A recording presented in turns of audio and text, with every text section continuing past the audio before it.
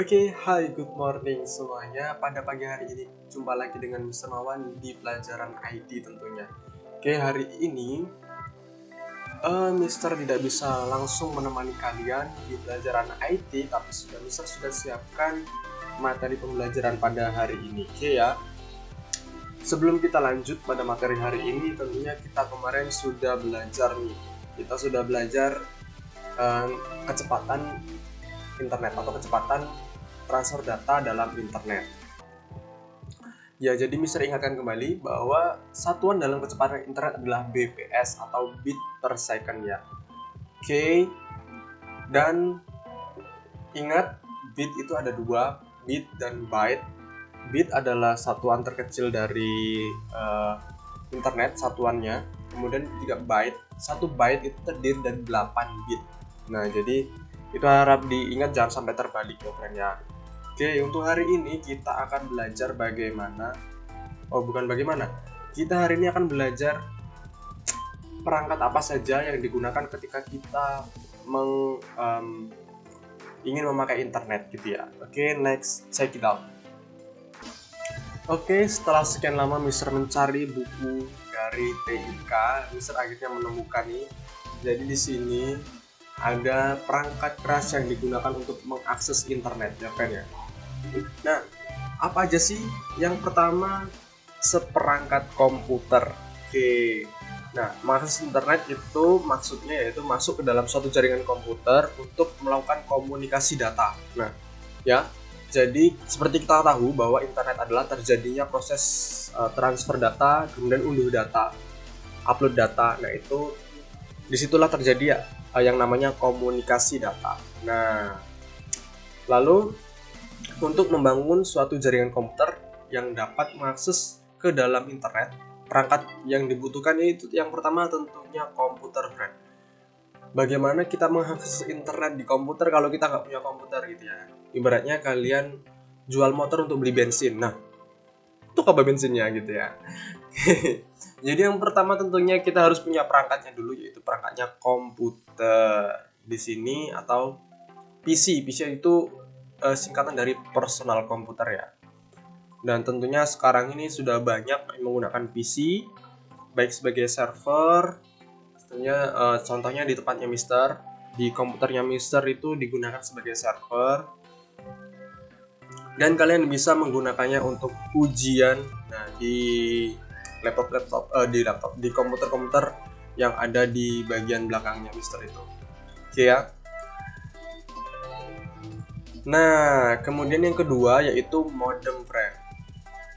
Di sini ada deskripsinya ya. Ini tampilan modem seperti ini, atau modem itu sebenarnya singkatan, friend. Singkatan apa? Yaitu modulator, demodulator. Itu disingkat sebagai modem. Itu apa sih modem ya? Merupakan suatu alat pengubah sinyal analog menjadi sinyal digital. Dan sebaliknya dari kabel telepon untuk keperluan koneksi internet. Nah, pernah nggak sih, friend, orang yang masang wifi biasanya punya kabel telepon. Nah, dia harus pasang telepon. Nah, itu salah satunya. Ini modem terdiri dari dua jenis modem, yaitu yang pertama internal dan eksternal. Nah, kalau yang internal itu biasanya ada di motherboard. Kalau di laptop kita juga ada gitu ya. Dan eksternal itu yang dipasang terpisah, artinya di luar perangkat komputer atau perangkat laptop, jadi harus dicolokkan, itu namanya eksternal. Pokoknya yang nggak langsung terhubung dengan komputer ya. Oke, yang ketiga, kalau tadi modem, yang ketiga media transmisi. Nah, jadi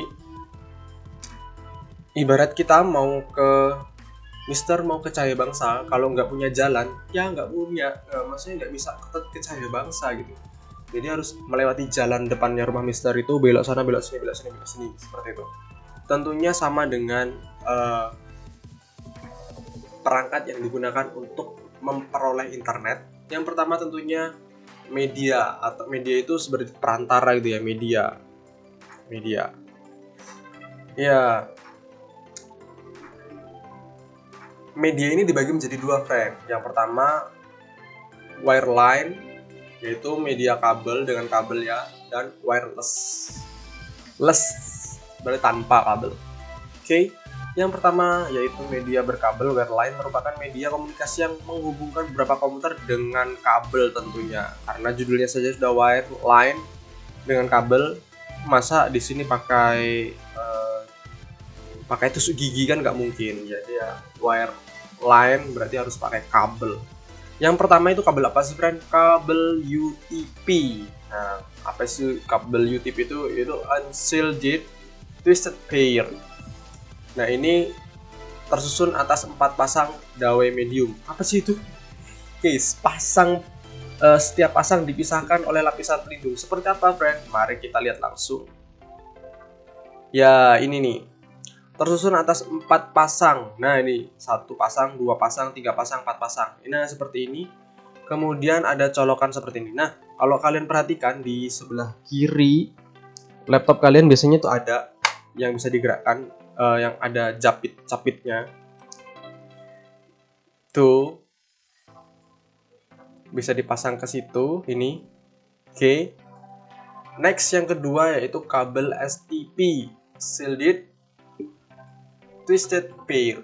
Nah, ini hampir sama dengan yang pertama tadi ya, dengan UTP.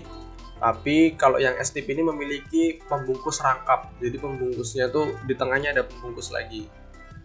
Ya, tentunya ini untuk menghindari gangguan elektromagnetik. Karena walaupun kabel, kalian belajar fisika dengan guru fisika kalian, di situ meskipun di kelistrikan ya elektro, contoh nih pada trafo ini sedikit menyinggung fisika ya. Kabelnya nggak menempel tapi bisa membuat arus elektromagnetik. Misalkan juga kumparan jika dialiri listrik menjadi magnet. Dan seperti itu juga. Makanya ini di sini dibutuhkan pembungkus tengah yang biar bisa mencegah terjadinya gangguan elektromagnetik seperti itu, friend. Nah, ini yang kabel yang pernah kita bahas kemarin yaitu kabel coaxial cable. Nah, ini tanpa membutuhkan banyak bantuan repeater penguat sinyal. Nah, karena memang ini bahannya sudah top markotop ya, friend ya. Oke, pembungkus pertama dan ketiga atau bagian luar merupakan isolator ya, friend. Sedangkan pembungkus kedua bagian tengah merupakan konduktor luar yang terbuat dari metal shield dan metal foil. Jadi pelindungnya ini benar-benar dilindungi lagi gitu ya. Dan ini membutuhkan konektor T. Kemarin kita juga sudah mencari nih. Di sini juga udah ada. Ini kabel coaxialnya di sini ini adalah T konektornya. Oke. Yang selanjutnya ini adalah serat optik. Nah, Mister ini sangat terpukau dengan kabel ini ya. Kelihatannya tuh fiery gitu ya. Di situ di ujung-ujungnya itu kelihatan bercahaya. Nah, kabel serat optik biasa atau disebut dengan fiber optik merupakan media jaringan untuk transmisi modulasi. Ini mahal ya, friend ya. Jadi karena memang sekarang itu digunakannya ini dia kecepatan kapasitas datanya itu tertinggi ya. Di sini sangat tinggi maksudnya. Nih, kecepatan dan kapasitas data yang tinggi itu sebesar 100 MB per second sampai 2 GB per second. Bayangkan, friend. Kalian ngirim file 2 GB per second. Kalau cuma ngirim lagu, kalian tinggal kedip aja, belum selesai kedipnya sudah terkirim gitu ya. Itu kecepatan dari fiber optik. Oke, next yang selanjutnya ini tanpa kabel. Ya, jadi wireless atau tanpa kabel, tentunya tanpa kabel. Ini kalau tanpa kabel pasti membutuhkan ini nih yang seperti tanduk-tanduk ini sangat berguna sekali ya. Ini banyak digunakan, friend. Kenapa? Karena nih banyak digunakan karena WiFi berharga murah dan mudah pemasangannya gitu ya. Dia wireless itu mudah, tanpa kabel, tanpa ribet, jadi tanpa membuat ruangan penuh dengan kabel itu kan kelihatannya pasang di mata tuh gimana gitu ya. Jadi dengan WiFi ini, dengan bantuan WiFi card tentunya, WiFi card tuh biasanya dia dicolokkan, nah seperti ini nih, dicolokkan gini, dia membantu yang seperti komputer tidak punya WiFi card, dia dipasang eksternal itu ada gitu ya. Tuh, jadi kalau mau memperoleh internet tentunya harus ada media, baik yang kabel maupun yang tanpa kabel gitu ya. Jadi ibarat kalian mau ke puncak gunung, kalian harus punya jalannya. Kalau nggak punya, nyasar nanti. Oke. Yang ke selanjutnya, friend, di sini ada konektor kabel. Nah, ini tadi sudah kita bahas ya. Dan kemarin-kemarin sudah kita bahas. Yang di sini ada beberapa nih konektornya. Yang pertama yaitu RJ45. Seperti apa nih ini? Seperti ini. RJ45 seperti ini. Digunakan untuk kabel UTP dan STP.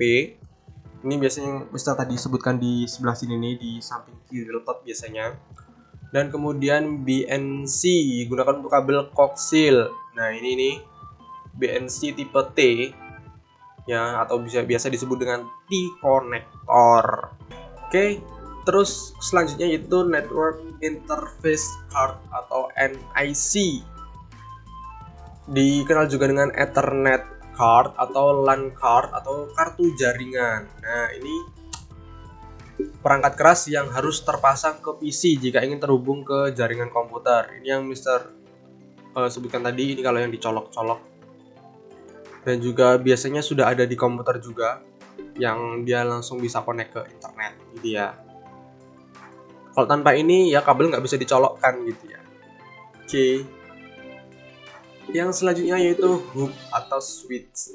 Ini kalau kalian melihatnya di sebelah barisan komputer dekat pintu ya, kalau di sekolahan itu ada hub atau sebuah alat yang meneruskan dan memperkuat sinyal transmisi data dari pengirim ke penerima. Digunakan pada topologi star. Nah, jadi dari hub itu langsung disebar ke komputer-komputer yang ada di depan pintu itu. Nah, itu kayaknya kalian tetap bisa menggunakan internetnya. Oke, untuk perangkat kerasnya hanya itu, friend. Jadi ada 6 tuh.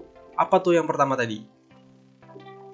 Tentunya kalian harus punya perangkat, kalian punya medianya, kalian punya modem, kemudian punya hub atau network, dan juga network interface card atau NIC, dan juga kabel konektor kabel agar bisa terhubung ya, friend. Karena kalau tidak terhubung, ya susah menghubungkan sesuatu yang tidak bisa dihubungkan gitu. Jadinya garing.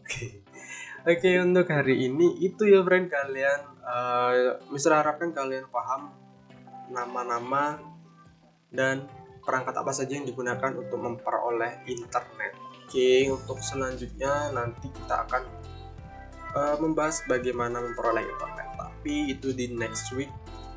Oke, untuk hari ini cukup sekian dan Assalamualaikum warahmatullahi wabarakatuh. See you.